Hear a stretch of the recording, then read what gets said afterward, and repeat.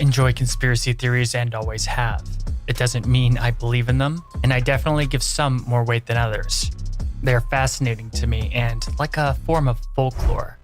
However, the true and unnerving fact concerning conspiracy theories is that though 90% are bullshit, there's always that 10% that turns out to be true. After all, just because you're paranoid doesn't mean someone isn't after you. And in saying all that, the Dave Chappelle theory is easily one of my favorites out of all conspiracy theories because I am such a fan of his. I even shook hands with Charlie Murphy at a comedy club once, who was a regular on his show. Just remember not to believe anything you hear and only half of what you see. After all, the truth is always stranger than fiction and things are rarely what they seem at face value. Dave Chappelle is easily one of the greatest entertainers who ever lived and will go down in history as one of the all-time greats like Charles Chaplin, Robin Williams, and Richard Pryor. Though I've loved him since Robin Hood Men in Tights. When I was a little kid, I used to watch that movie over and over. Though the majority of people most likely were introduced to him through the legendary Chappelle show that everyone from all walks of life across all America could enjoy equally together. His show was pretty much the most beloved show across America and beyond for quite some time, even to the point where it was a rival with South Park.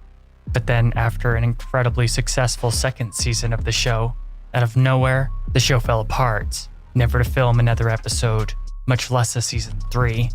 And all this at a time when Chappelle was on top of the world. He was at the peak of fame one moment, and then stepped out of the spotlight and obfuscated the next. And this bizarre set of occurrences led to many conspiracy theories being born, pretty much right when the end of Chappelle's show came about, and to some, Dave descended into madness.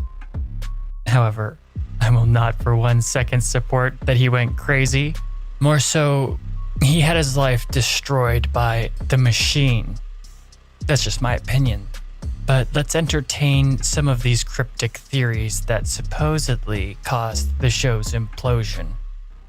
One of the most entertaining theories out there is that the current Dave is actually an imposter. After all, he is 40 pounds heavier now and his voice is much deeper than it used to be, with others saying he doesn't even show facial expressions like he used to. These conspiracy theorists say his drastic change in appearance is because the current Dave Chappelle is actually a clone created by the Illuminati, and the original is dead. They say he didn't do what he was told and had to be replaced. Dave's own alleged cousin has even stated that the present Dave is a clone. And these clone theories are a deep rabbit hole I'm not going to get into because they also concern other clone celebrities, CEOs, and politicians. And I'm sure you don't have your tinfoil hats on, so go buy one now at crypticchronicles.com for only $500,000 million a piece.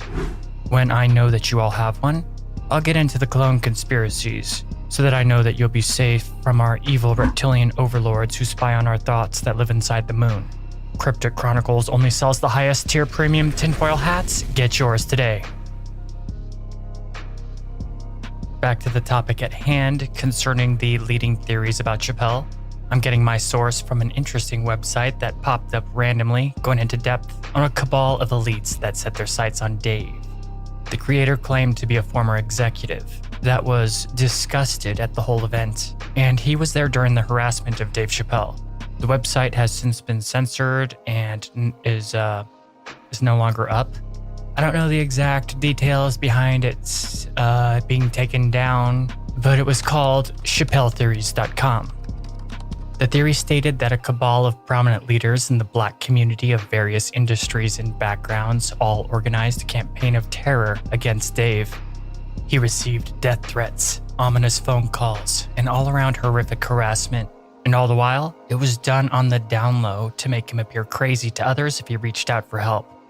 The main players in the theory are stated to be Al Sharpton, Jesse Jackson, Louis Farrakhan, Bill Cosby, Whoopi Goldberg, Oprah Winfrey, and Robert Johnson, the founder of BET, are all the head figures in this cabal. They apparently were offended by the show and got together to either get it altered to their liking or canceled altogether at all costs. And Oprah was the most dangerous and zealous out of them all, which puts a little bit more context into the skits Dave did on the show concerning Oprah that could have been symbolic resistance. Well, I mean, if any of this is true, that is. The Oprah cabal is a horrifying idea, but there is, however, some odd evidence to back up the theory, such as a phone call Dave made to a friend that went like this, and this is paraphrased, quote, "I was in bed next to my wife when I got woken up by a heavy pressure on my chest. I opened my eyes to find one of 3 men that appeared in my bathroom days before, perched on top of my stomach, wielding a Colt 45 handgun with an enormous silencer. The other 2 men were holding me down. It seemed like my wife had been drugged, as she laid motionless, but breathing next to me.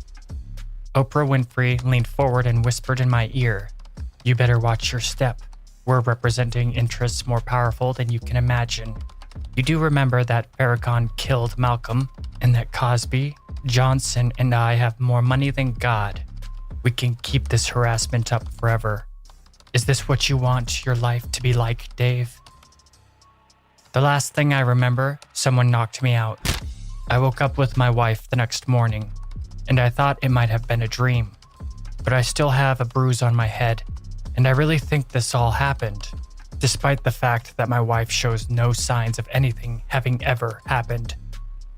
End quote. Well, that's f***ing horrifying. And it is a perfect example of the sort of harassment that he suffered from the cabal. It was all hidden and not in the open, which was not only to keep the shadow campaign out of the public light, but also to mess with Dave's mental stability. Cat Williams, another famous entertainer, also claims that Dave was a victim of an entertainment industry conspiracy. Quote, "Dave Chappelle was decapitated in front of us." Cat Williams.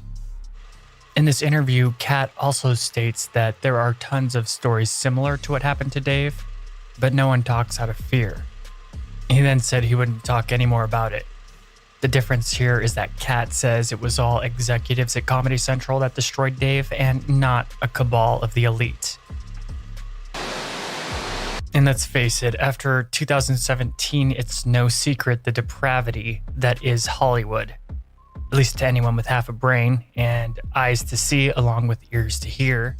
The mainstream media has covered for these elites for years. Jeffrey Epstein. The silencing of abuse that went on for years by the mainstream media was finally seeing the light of day. It's ironically hilarious considering just how much Hollywood loves to preach to everyone, while at the same time being the embodiment of depravity. The whole debacle also shed new light on past interviews Dave had given, and many others of those silenced victims who did give subtle cries for help. Just how horrifically women have been exploited and victimized in Hollywood, or I guess everybody, basically.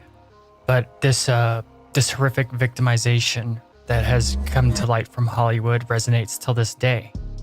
But despite the real-world evidence of corruption and evil in the industry, one of the more bizarre and disturbing theories concerns the elite and the MKUltra Monarch program.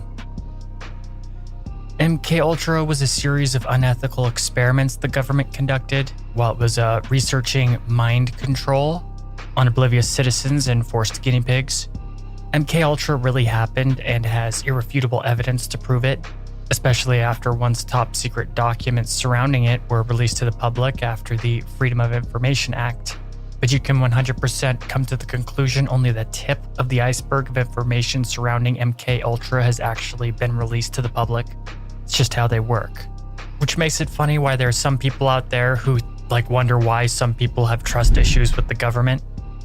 But it's totally justifiable. Now, the MKUltra Monarch program does just dwell in the conspiracy theory world so far, but the MKUltra Monarch program is the end result of such experiments, and one of the supposed main tools used by the Illuminati. You see, the elite only like their own in places of power, or to become celebrities, people that they can control. So they use the Monarch program to input puppets into these places. However, there are always some who rise to prominence on their own, like Dave, people who can't be as easily controlled, because monarchs are people that, through MK Monarch programming, have essentially shattered psyches that create multiple personalities in a victim and able to be easily influenced by their handler. And the way that monarch programming is induced is through horrific torture of both the mind and body. However, those not part of the elite are not so easily controlled and need different techniques in order to keep them in line, because the monarch programming usually has to be established at a very young age. But then again, some celebrities or successful people just go along with the Illuminati and know about all the messed up stuff but don't care as long as they get their paycheck.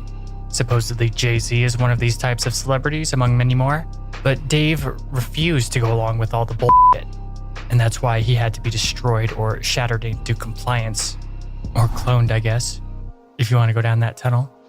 Dave has commented in many interviews how his contract gave the executives rights to, quote, use his likeness in perpetuation throughout the universe, which is a super weird thing to say. It's also apparent that Dave can't be open and objective in talking about what happened to him and his treatment, because he always just talks about it pretty much only through parables and analogy. His inability to be upfront about it all most likely has to do with his contracts and not wanting to get sued into oblivion or something. But this inability to tell the truth on the topic could very much be darker than mere entertainment industry contracts. And who knows what really happened.